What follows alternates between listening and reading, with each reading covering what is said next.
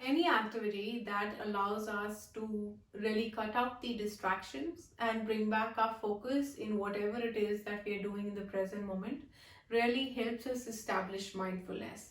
With that in mind, we have our tip number 94 of 101 ways of developing mindfulness in 100 days. And our tip number 94 is a very different one.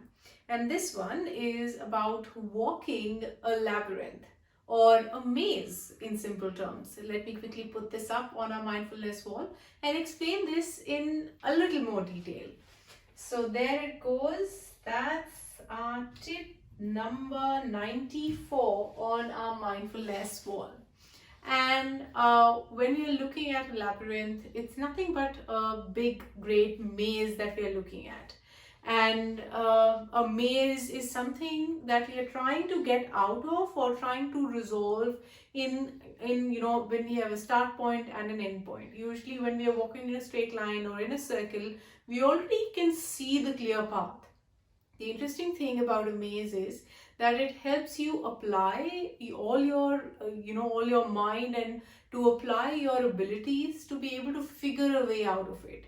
And when you are gripped inside of a maze, all you can think about is how can you really break free from that. So if you can find, if there's a fun park around some place that you live, or if there is an adventure park which has such a maze, try and take up that activity and just go and spend some time into how mindful and how focused you become when you are thrown in such a situation.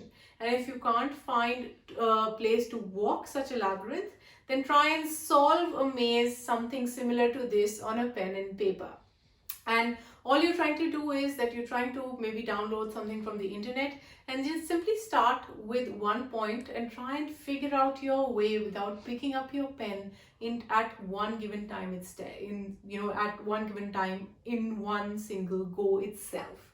So just start with one point, don't lift your pencil or don't lift your pen up, and just trace your way out. And while you're trying to do that, you will realize that it's really taking all your focus in this present moment, and that is what will help you become mindful as well as enhance your capability to practice mindfulness as well.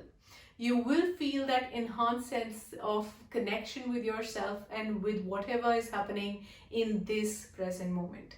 This is a very different tip, a very interesting tip in the way it raises your curiosity, and yet a very interesting exercise to really practice your mindfulness routine as well.